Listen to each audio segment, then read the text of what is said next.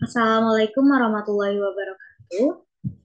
Di sini saya akan menjelaskan tentang laporan keuangan daerah. Sebelumnya, saya akan memperkenalkan diri saya terlebih dahulu.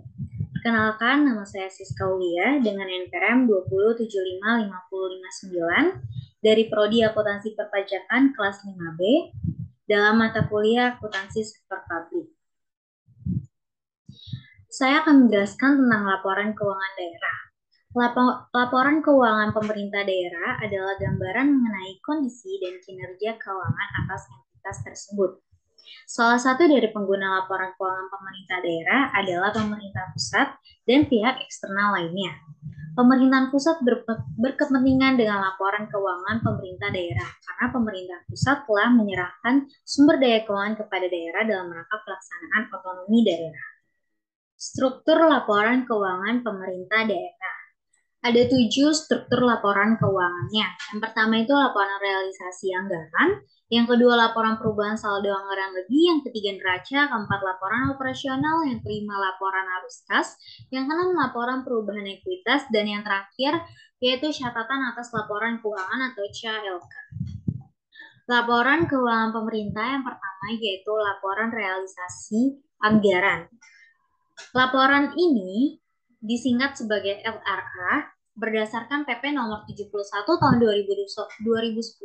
LRA atau laporan realisasi anggaran adalah laporan keuangan pemerintah yang menyajikan ikhtisar sumber, alokasi, dan pemakaian sumber daya keuangan yang dikelola oleh pemerintah pusat atau daerah yang menggambarkan perbandingan antara langganan dan realisasinya dalam satu periode laporan.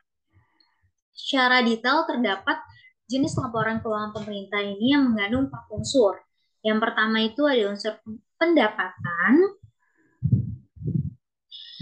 terusnya ada unsur belanja,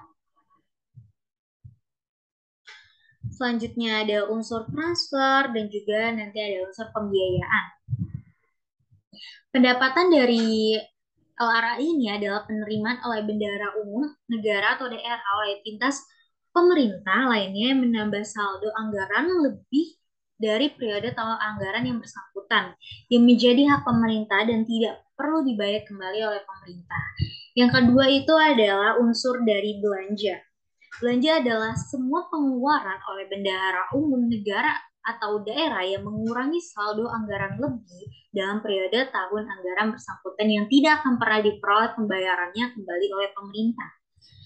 Yang ketiga yaitu ada unsur dari transfer. Transfer adalah penerimaan atau pengeluaran uang oleh suatu entitas pelaporan dari atau kepada entitas pelaporan lain termasuk dalam perimbangan dan dana bagi hasil.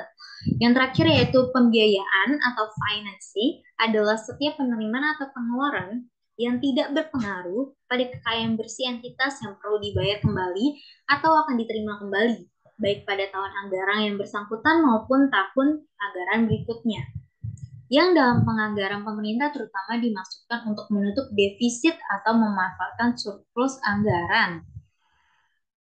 Suatu entitas dalam pelaporannya mempunyai batas waktu dalam menyajikan laporan realisasi anggarannya, yaitu selambat-lambatnya selama 6 bulan setelah berakhirnya tahun anggaran. Selanjutnya ada laporan perubahan saldo anggaran lebih atau SAL. Itu menurut PP nomor 71 tahun 2010, SAL adalah laporan keuangan pemerintah yang menyajikan informasi kenaikan atau penurunan saldo anggaran lebih tahun pelaporan dibandingkan dengan tahun sebelumnya.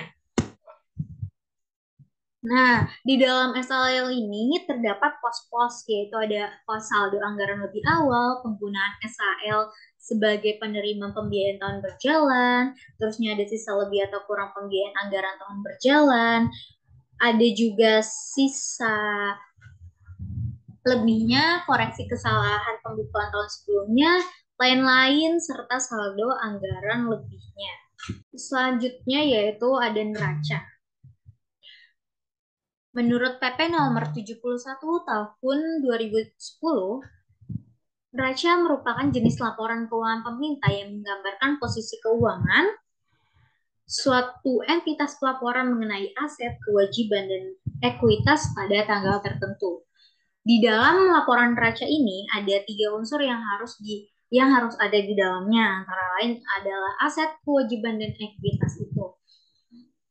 Dijelaskan bahwa aset merupakan sumber daya ekonomi yang dikuasai atau dimiliki oleh pemerintah sebagai akibat dari peristiwa masa lalu dan dari mana manfaat ekonomi tersebut dapat dan diharapkan dapat diperoleh.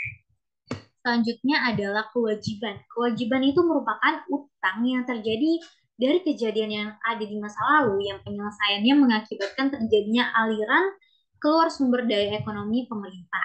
Yang terakhir yaitu adalah ekuitas, adalah kekayaan bersih pemerintah yang dapat dihitung dengan cara mencari selisih antara aset dan kewajiban dari pemerintah. Dalam Provinsi Jawa Tengah tersendiri sudah terdapat aset lancar,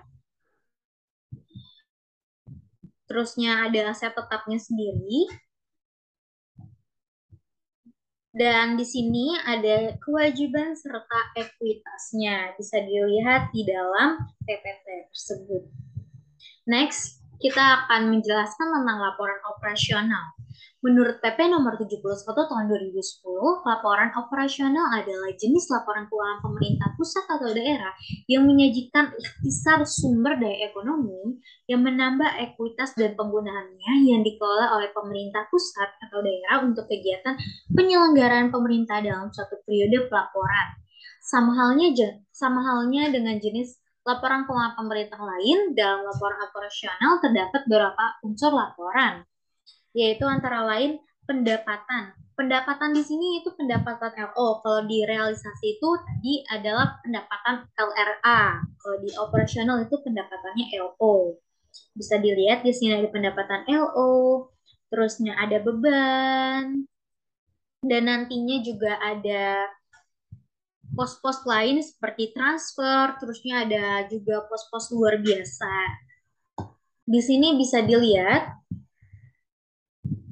adanya surplus defisit atau defisit dari operasi. Selanjutnya yaitu ada laporan arus kas. Nah, di dalam laporan arus kas ini menjadikan informasi sehubungan dengan aktivitas dari operasi, aktivitas dari investasi, pendanaan, dan transitoris yang menggambarkan saldo awal penerimaan pengeluaran dan saldo akhir kas pemerintah pusat atau daerah selama periode tertentu.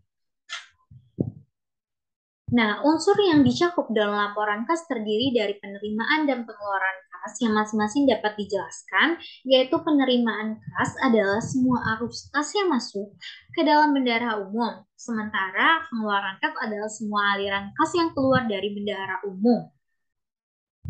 Selanjutnya ada aktivitas dari pembiayaan, terusnya ada arus kas dari aktivitas non-anggaran. Selanjutnya saya akan menjelaskan tentang laporan perubahan dari ekuitas. Laporan perubahan dari ekuitas itu terdiri dari adanya pos ekuitas awal, surplus atau defisit LO. LO itu merupakan laporan operasi. Terusnya ada koreksi-koreksi yang langsung menambah atau mengurangi ekuitas yang antara lain berasal dari dampak kumulatif yang disebabkan oleh perubahan kebijakan akuntansi dan koreksi kesalahan mendasar. Misalnya adanya koreksi kesalahan mendasar dari persediaan yang terjadi pada periode-periode sebelumnya, perubahan nilai aset tetap karena revaluasi aset tetap, dan ekuitas akhir. Untuk struktur laporan yang terakhir yaitu ada CLK atau catatan atas laporan keuangan. Berdasarkan PP nomor 71 tahun 2010, CLK merupakan jenis laporan keuangan pemerintah yang memuat catatan atas laporan keuangan, meliputi penjelasan naratif atau rincian dari angka yang tertera dalam laporan realisasi anggaran, laporan perubahan SAL atau sisa anggaran lebih, laporan operasional, laporan perubahan ekuitas, neraca, dan laporan arus kas. Sekian presentasi dari saya tentang laporan keuangan daerah dari Provinsi Jawa Tengah. Mohon maaf apabila ada salah kata dari ucapan saya. Saya mohon ampun. Terima kasih. Wassalamualaikum warahmatullahi wabarakatuh.